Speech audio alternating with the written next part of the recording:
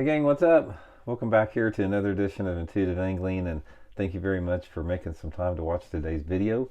Today we're going to be talking about what I consider the top 10 myths in bass fishing, and I think that maybe going over this list will help you guys maybe clarify some myths and help you catch more fish as a result. We've talked about this stuff a little bit briefly in the past, but I've never done a top 10 list before, so I thought it makes for an interesting video to do so.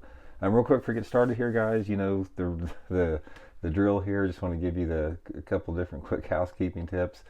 Please go by fishthemoment.com if you haven't had a chance and check out our spring lake map breakdowns. We got lake map breakdowns for the spring the spring season of the year, all the major lakes across the country. We can build you a personal map breakdown. We give you 40 GPS waypoints and tell you guys exactly how to fish each spot. You can download them to your fish finder. I'll put the link in the description if you guys are interested in that. Much appreciated. Okay, guys, I put this little list together a few minutes ago. Just went through some things that I consider the top 10. So I'm gonna go through them one by one, 10, 9, 8, 7, 6, and finally up to number 1, in according to what I think are the biggest myths, or like they're in order about how massive of a myth they are. I mean, there's a lot more myths, but this is the top 10. Okay, the number 10, we'll start at 10. The myth that bass are dormant in cold water. Guys, this is a myth that I actually fell for many years, and it was only really it was only the past probably 10 years that I realized that wasn't true. Maybe 15 years. Bass are not dormant in the winter. Bass are very active, and they feed actively in the wintertime. We've seen the advent of that with baits like our modern jerk baits like the Megabass jerk baits, Alabama rigs, spoons, all that type of stuff, and even some different type of crankbait fishing has proven that you can catch fish all winter long. And one of the things that I've seen in my own fishing is I do a lot of my on the water lessons that I give are in the wintertime for jerkbait fishing. And the pace that I work a jerkbait is usually pretty quick, even in the wintertime. So bass are definitely not dormant in the winter. That's number 10. Number 9 is the myth that cold fronts turn off bass. Guys, this is a myth. Now there is some truth to that as far as how it seems. It's a lot of times after you have a cold front, it seems that the bass are turned off. But it really doesn't turn the bass off. It really just changes their mood and personality. A lot of times the bass do one of two things after a cold front. They either hunker down and cover and don't move around much, or they suspend or go deep. Now, one of the things that there's two ways that you can catch them after a cold front to match that personality. One is trying to trigger them with a reaction strike from a reaction bait, like a fast moving crankbait or a lipless crankbait or something like that, or penetrating extremely heavy cover, like with the pitching and flipping technique for those fish that are hunkered down. Like again, it's not that they won't bite, it's just that their mood and personality and their position's different. So they always catch them. I don't care how bad a cold front comes through, in tournaments, that they're going to catch them even after that. Okay, number 8 is that bass only spawn during the spring. Guys, it is a myth that bass just spawn in the spring. Now, granted, I think the majority of the bass do, but I'm convinced, and I have seen it with my own eyes, that bass spawn all summer. I've seen bass all over the beds, here in Missouri in June even.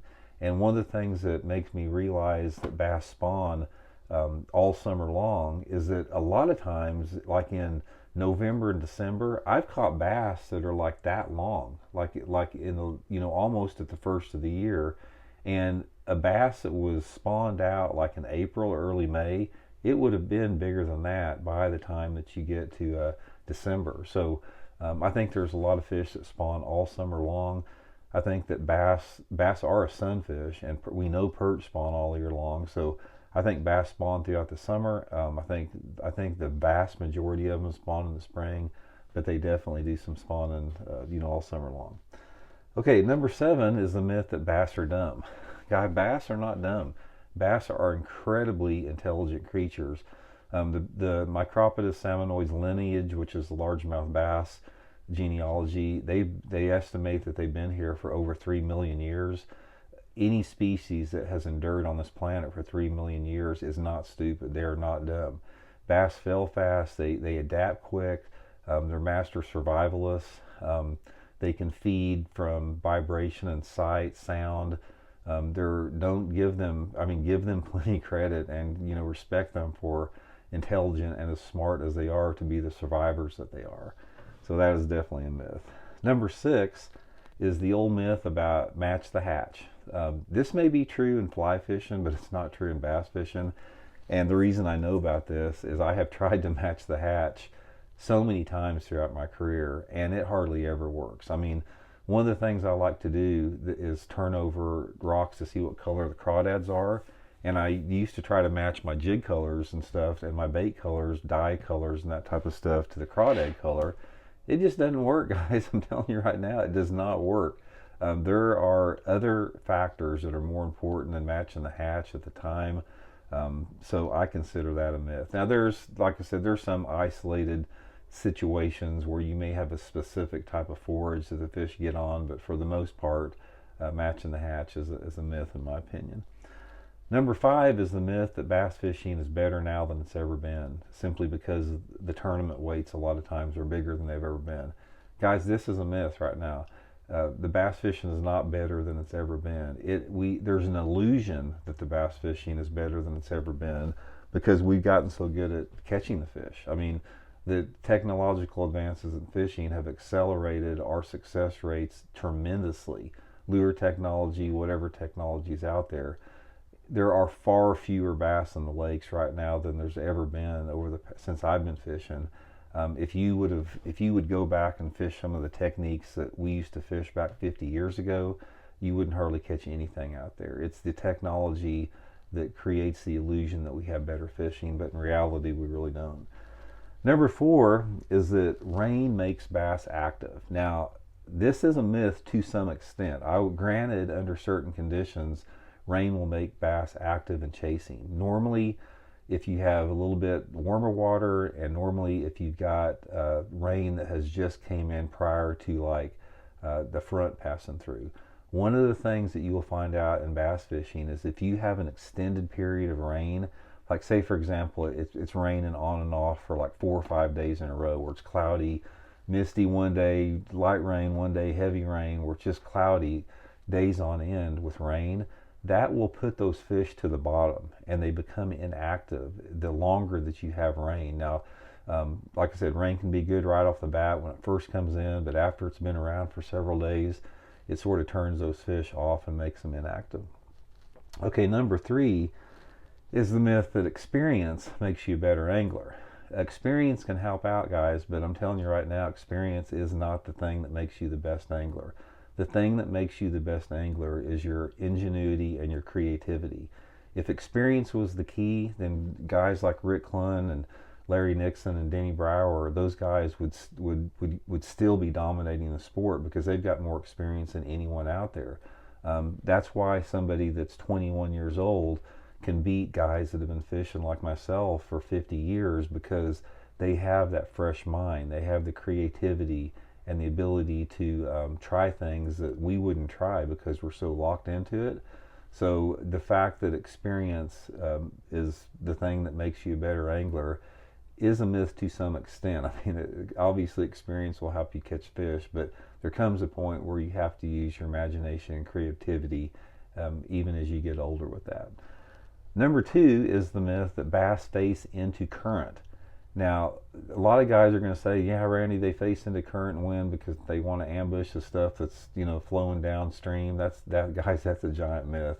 I can't tell you how many bass that I've caught throwing with the current and bringing the lure up the current. The reason this is a myth that bass are always facing into the current is that we have this mental picture of what the water looks like underwater based upon what it looks like on the surface. But in reality, there's all types of current breaks underneath the water that we can't see that are created by different irregularities and objects in the water. And bass will position on the up current side of structures, on the side and the down current side. They are not victim of their environment of current. So that is definitely a myth that I've seen in my own fishing that is not true. Okay, and the number one myth of bass fishing that, in my opinion, is the biggest myth, and we talked about this before, is that forward-facing sonar is not harming our fisheries. Guys, forward-facing sonar is, like I said, I'm going to beat the horse one more time, but forward-facing sonar is just the tip of the iceberg. The technology that is on the way that is going to outdate forward-facing sonar is going to be scary, in my opinion. It's going to allow anglers to be so adept at catching fish, not just tournament bass anglers, but recreational crappie fishermen, walleye fishermen, cat fishermen, whatever. Make no mistake about it, guys.